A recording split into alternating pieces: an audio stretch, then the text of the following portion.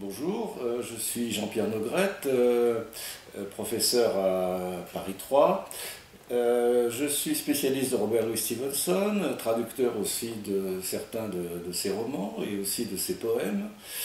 Et je voudrais vous parler aujourd'hui de cet écrivain écossais qui est souvent considéré comme un grand voyageur puisque il est né à Édimbourg en 1850 dans une famille assez bourgeoise. Son père était ingénieur de phare et sa mère était la fille d'un pasteur presbytérien. Et il est mort aux îles Samoa, donc dans le Pacifique, en 1894, donc à 44 ans. Alors, il a souffert toute son enfance de problèmes respiratoires qui le faisaient cracher le sang dans ses nuits d'Édimbourg, à tel point que sa nurse, qui s'appelait Cami ou Alison Cunningham, le berçait, le réveillait pour le tirer de ses cauchemars. Elle a eu un rôle très important dans son enfance, puisqu'elle a en quelque sorte remplacé sa mère qui était un peu absente du point de vue affectif, et elle s'est occupée tellement de lui que plus tard il l'a qualifiée ma seconde mère et ma première épouse. Donc c'est un rôle très important parce que le jeune Stevenson était donc marqué par des cauchemars affreux qui le réveillaient la nuit et qui en même temps ont forgé son imaginaire, puisque plus tard il a essayé de théoriser un petit peu l'importance des rêves dans la fiction. C'est-à-dire que dans un essai qu'il intitule Un chapitre sur les rêves, il va expliquer pourquoi les rêves sont essentiels pour, au fond, non pas simplement souffrir des cauchemars, d'images affreuses, mais aussi comme création de fiction. Et il raconte par exemple que la création du célèbre cas étrange du Dr Jekyll et Mr Hyde, roman pour lequel Stevenson est très connu, cette création vient en réalité d'un rêve qu'il a fait et d'un cauchemar qu'il a fait, à tel point que son épouse, sa future épouse, Fanny, l'a réveillé en pleine nuit alors qu'il poussait des cris. Et il a protesté en disant à son épouse « Mais enfin, j'étais en train de rêver un joli conte de terreur ». Dans cet essai, Un chapitre sur les rêves, il explique aussi qu'il a l'impression la nuit, non pas simplement de subir les rêves, les mauvais rêves qu'il fait, mais d'être aidé par ce qu'il appelle ses collaborateurs invisibles, que sont ces petites créatures, ce qu'il appelle ces petites créatures ou des lutins, qui seraient logés dans le grenier de son cerveau. Un peu comme des créatures du folklore écossais qu'il appelle des brownies, et qui viendraient la nuit l'aider à écrire sa fiction, de telle sorte que le lendemain, il n'aurait plus qu'à retranscrire, au fond, un scénario que ces petites créatures auraient écrit à sa place. Alors, il ne prononce pas encore le mot d'inconscient, mais on sent bien qu'il commence à sentir, dans les années 1884-85, c'est en 1885 qu'il fait ce cauchemar fondateur qui donne ensuite Dr Jekyll et Mr Hyde. Il commence à concevoir, peu de temps au fond avant Freud, l'importance de l'inconscient pour la création littéraire. Et de fait, alors il y a donc cet aspect-là, c'est l'importance des rêves d'enfance, et puis aussi cette importance de la conception, peut-être héritée de la religion calviniste de sa famille, et notamment de son père, qui était un calviniste écossais pur et dur, si je puis dire. Également le fait qu'il existe une sorte de tranchée très nette, très forte, clivante entre le bien et le mal.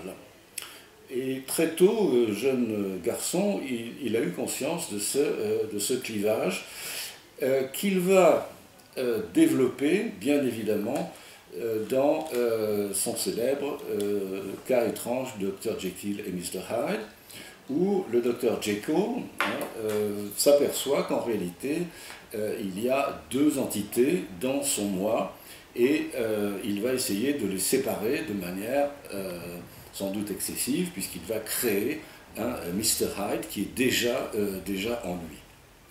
Alors, c'est son conte le plus célèbre, mais on retrouve cette problématique du bien et du mal partout dans la fiction de Stevenson. On la trouve dans ce qui est son autre roman très connu, L'île au trésor, qu'il a écrit en 1882-83, qui est un roman d'aventure situé au XVIIIe siècle, dans lequel le jeune héros, qui est aussi le narrateur principal du roman, il s'appelle Jim Hawkins, est également hanté par des cauchemars, notamment au début du roman, par le cauchemar de l'unijambiste, dont un vieux loup de mer lui parle dans l'auberge familiale, qu'il n'a pas encore vu, mais à propos duquel il fait déjà un cauchemar épouvantable. Ambiguïté du cauchemar qui est en même temps porteur d'histoire, puisque les vieux loups de mer vont apporter dans l'auberge des lingots, de l'or, la carte du trésor, bref, tout ce que Stevenson, plus tard, va appeler le romanesque. En anglais, on dirait romance, qui ne correspond pas tout à fait à ce qu'en français on appelle le roman, mais c'est plutôt le romanesque, dont il est parfaitement conscient et qu'il va ensuite utiliser dans sa fiction. Et dans L'île au trésor, si on essaie de résumer brièvement L'île au trésor, on s'aperçoit que le jeune garçon, qui est donc le fils de l'aubergiste, est fasciné par le camp des pirates, des hors-la-loi, qui sont porteurs d'histoires fabuleuses, de trésors cachés, mais aussi d'objets, des lingots d'or, des sabres, etc. Et que pendant tout le roman, le jeune garçon va être tiraillé entre deux camps ennemis, entre deux allégeances. D'un côté, le camp des représentants de la loi, c'est-à-dire le squire qui monte l'expédition, le docteur qui fait partie également de l'expédition, du capitaine Smollett qui dirige le bateau, qui commande le bateau, d'un côté, et puis de l'autre côté, le camp des pirates. Ces deux camps sont évidemment résolument ennemis et opposés, mais le jeune garçon va sans arrêt faire la navette en quelque sorte entre les deux, et on voit bien que des deux camps, même s'il est le plus effrayant, même s'il est le plus porteur de cauchemars et d'images obsédantes, c'est quand même celui des pirates qui est le plus fascinant. De même que le docteur Jekyll est en réalité fasciné par Mr. Hyde, qui représente également, bien sûr, le mal, puisque Mr. Hyde est un meurtrier, mais en même temps une puissance vitale, peut-être sexuelle d'ailleurs, même si le texte est assez discret sur la question, mais en fait, il y a bien une vitalité profonde chez Mr. Hyde qui fascine le docteur Jekyll. Autre forme également de dualité, ce qui est parfois considéré comme l'un des plus beaux romans de Stevenson, Le Maître de Ballantrae, The Master of Ballantrae, qui est cette fois un roman se passant dans l'Angleterre du XVIIIe siècle, où là encore on a affaire à un clivage entre deux camps, très net, puisqu'il s'agit de deux frères qui sont rivaux au sein d'une même famille. James, l'aîné, qui donne le titre au roman, Le Maître de Ballantrae, et Henry, le cadet, qui est en réalité le bon frère par opposition à James, qui représenterait le méchant. Alors là aussi, cette scission tragique cette fois. Hein. Il s'agit d'une tragédie, et c'est ce que Stevenson déclarait à propos de son roman. Il disait « Mon roman est une tragédie ».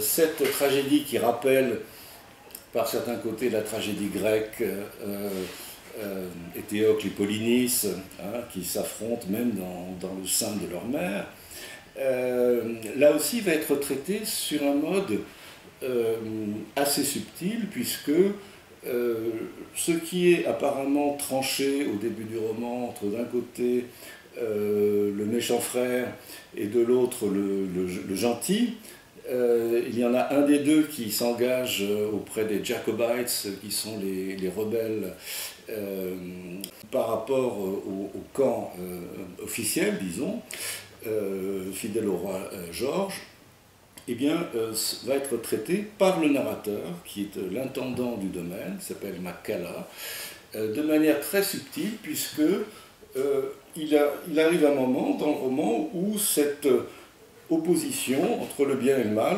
s'inverse, et où en réalité c'est le maître de Ballantrae qui est le plus fascinant, comme le montre la dernière page du roman, qui décrit l'épitaphe des deux frères qui meurent tous les deux dans le désert américain, menacés par les peaux rouges, menacés d'être scalpés par les peaux rouges. Et dans cette épitaphe finale, ce qui est frappant, c'est de voir que le narrateur qui jusqu'à présent avait soutenu son maître officiel Henry, c'est-à-dire Henry, en réalité fait inscrire sur la tombe des deux frères une épitaphe à la gloire de celui qui jusqu'à présent était considéré comme le méchant. Et on trouve ici, c'est là-dessus que je voudrais insister aujourd'hui, on trouve ici une très grande cohérence imaginaire dans la fiction de Stevenson. J'entends par là le fait que, au-delà même des genres littéraires qu'il a travaillé, car on voit bien qu'entre Dr. Jekyll et Mr. Hyde, qui est un conte fantastique, L'île au trésor, qui est un roman d'aventure pour garçons, et puis Le maître de Ballantrae, qui est une fresque historique un peu à la manière de Walter Scott, si vous voulez, on a trois genres littéraires extrêmement différents. Et on s'aperçoit que Stevenson, non seulement est capable d'écrire dans trois genres différents, mais en même temps de garder cette cohérence profonde, hein, qui fait l'intérêt de sa fiction, hein, c'est-à-dire cette fascination pour le mal, hérité de son enfance, et qui, en réalité, dépasse cette fois-ci les clivages non plus simplement littéraires, des catégories littéraires, mais des clivages moraux, voire philosophiques, puisque on s'aperçoit que en littérature, c'est souvent le méchant qui est le plus séduisant.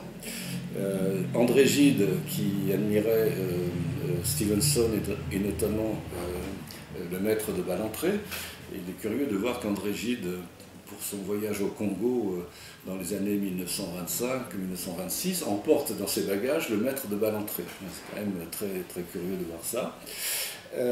André Gide disait « On ne fait pas de la bonne littérature avec de bons sentiments ». Et on s'aperçoit que Stevenson correspond à cette définition, puisque en réalité, loin de la morale victorienne et de la religion stricte de son enfance, hein, on s'aperçoit que Stevenson est ouvert et là aussi, avant ce que Freud appellera l'inconscient, il est ouvert aux forces obscures, à la part cachée que nous avons tous en nous-mêmes, et va écrire une fiction difficilement classable dans un genre particulier, hein, puisqu'il a écrit aussi bien des romans d'aventure, des contes fantastiques, des romans historiques, des essais. Il a écrit énormément d'essais qui sont très très importants, notamment ces essais sur l'art de la fiction qui ont été traduits en français. Innove, aussi parce que ces essais, donc regroupés sous ce titre, montrent la possibilité d'une autre littérature, d'une littérature qui s'éloignerait du réalisme ambiant ou du naturalisme à la Zola, disons, dans les années 1870, pour créer quelque chose d'assez nouveau, d'assez novateur, que d'autres écrivains, comme des écrivains français comme Jacques Rivière ou Marcel Schwab. Marcel Schwab était un grand admirateur de Stevenson, il a écrit des essais sur lui, il a correspondu avec lui, ou bien d'autres grands écrivains comme Henry James ou Joseph Conrad, qui ont correspondu avec Stevenson, qui ont admiré Stevenson et qui lui ont pris aussi une certaine conception de la littérature.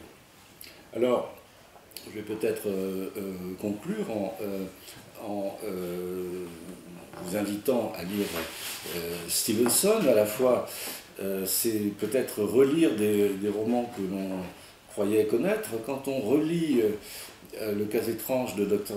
Jekyll et Mr. Hyde, auquel j'ai consacré beaucoup d'articles et d'essais, pour ne pas dire d'années, je me suis aperçu que c'était un roman extrêmement compliqué dans sa narration, dans les images utilisées, et qui se termine sur quelque chose d'assez extraordinaire qui est dans le dernier chapitre, qui est la confession finale du docteur Jekyll, qu'il écrit à la première personne, ou plutôt qu'il commence à la première personne. Il commence en disant « Moi, docteur Jekyll, né, etc. » Bon. Et il écrit sa version des faits, alors que tout le reste du texte, pratiquement, est écrit à la troisième personne. Donc, Stevenson est quelqu'un qui n'hésite pas à changer de système narratif, qui pour l'époque était quand même relativement rare, quand on pense même à de très grands écrivains comme Balzac, qui écrivent plutôt à la troisième personne, d'un bout à l'autre, ou même des romanciers victoriens. Là, on a un basculement, un changement narratif qui fait que le lecteur va recevoir sur le mode de l'autobiographie ou de la confession, une version assez radicalement différente de ce qu'il a eu jusqu'à présent. Et qui plus est, et c'est ça qui, à mon avis, est assez extraordinaire, qui plus est, le docteur Jekyll, écrivant la première personne, va peu à peu s'apercevoir qu'au moment où il écrit, il sent monter en lui, eh bien, au fond, Mr. Hyde, qui est en train d'émerger dans sa conscience au moment même où il écrit. On sait par le reste du texte que Jekyll se transforme en Hyde de manière très abrupte. Tout d'un coup, dans un square de Londres, il sent en lui la bête monter et se transformer. Ce qui évidemment produit une sorte de panique lorsque lui-même n'est plus capable de décider qu'il va se transformer.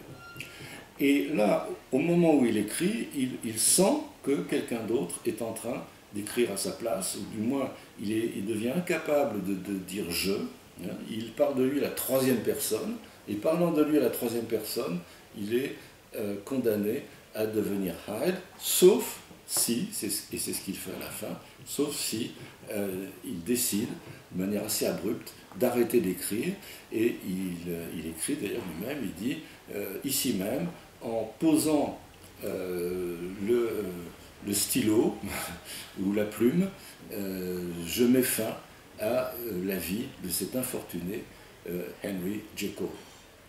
Et pourquoi est-ce qu'il fait ça? C'est parce qu'il sent bien que s'il continuait d'écrire une ligne de plus, au fond, ce serait Mr. Hyde qui écrirait à sa place.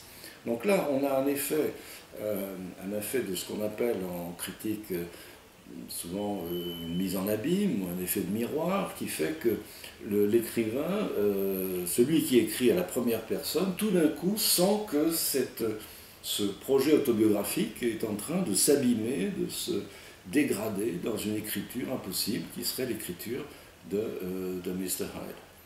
Alors, ayant beaucoup travaillé sur ce texte, j'ai écrit un roman, mon premier roman en réalité, qui s'appelle Le crime étrange de Mr. Hyde, paru chez Actes Sud, dans lequel je me suis amusé à poursuivre, à me dire qu'est-ce qui se passerait si c'était Mr. Hyde qui prenait la plume.